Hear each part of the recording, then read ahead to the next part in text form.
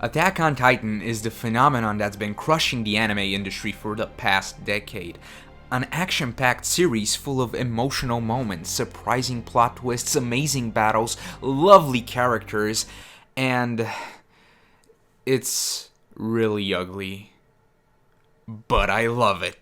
Back in 2013, when I was still in high school and I was a little baby in small diapers, Attack on Titan came out and it was produced by Studio Wit.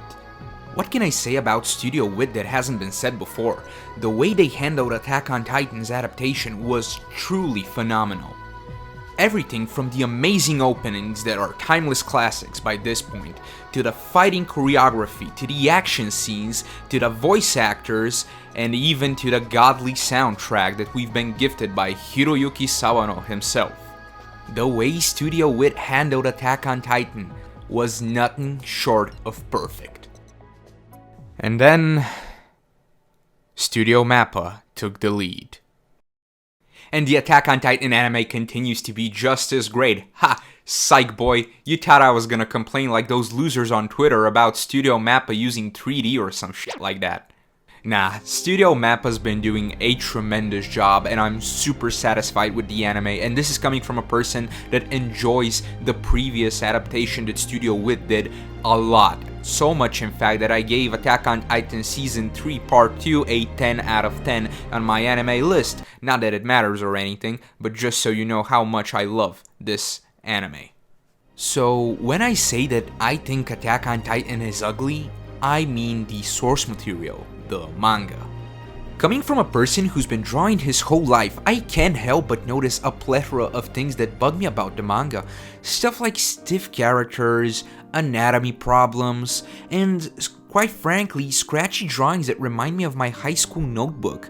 These are things that are very noticeable even if you're someone who doesn't draw. If you've ever read any other manga besides Attack on Titan, you will make the comparisons, and by default, the errors of Attack on Titan will stand out even more.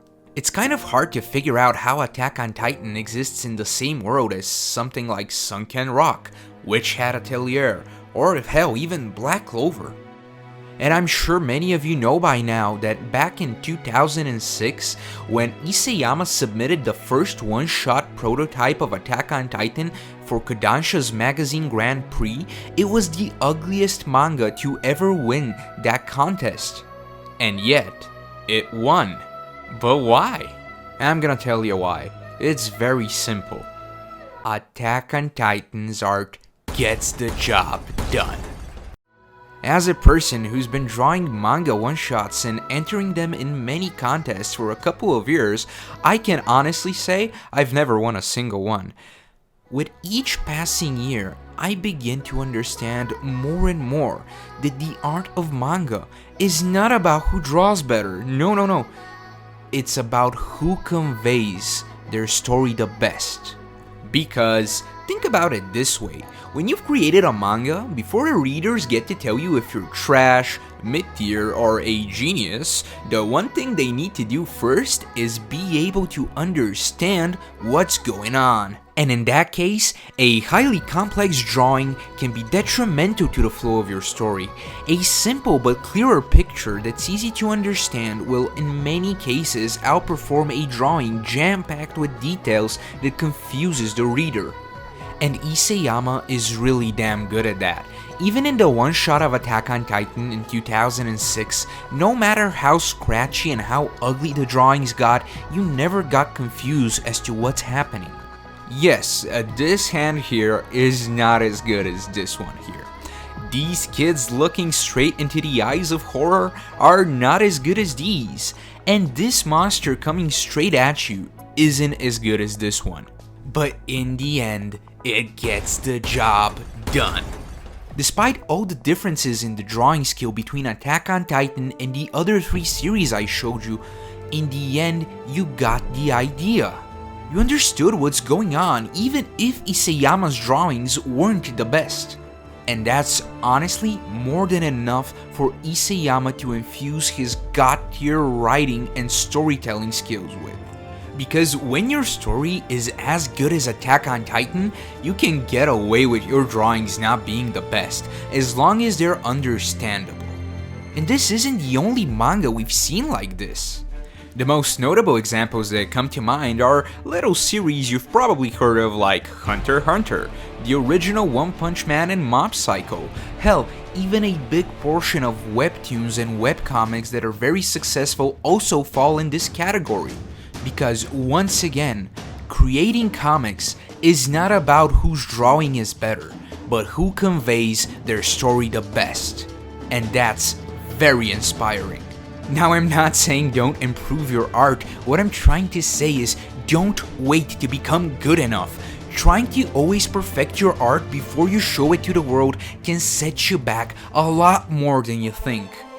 We as humans, we never stop growing and we never stop moving forward. And the same goes for Attack on Titan's art as well. Because yes, in the early chapters, the art was rough and ugly, but as time goes on, you can clearly see Isayama's art has improved tremendously. And so will you. What I want you to take away from this video is to abandon fear and abandon doubt. Go out there and do your stuff. Work on your projects and stop keeping them hidden away from the world. Yes, you will fail. Yes, you will fail even harder. But what's important is to keep creating, because if you stop and give up on your ideas due to fear, we might never get to experience the next Attack on Titan. Thank you for watching. Hey guys, it's the end of the video where we get to see our finished drawing, and here it is. So yeah guys, once again, thank you so much for watching. I'm having a lot of fun doing this YouTube stuff. Please remember to like, share, subscribe, click that bell notification. Honestly, I don't know what any of these things do, but other YouTubers are saying that they're important, so I guess they're important and I'm gonna ask you guys to do it.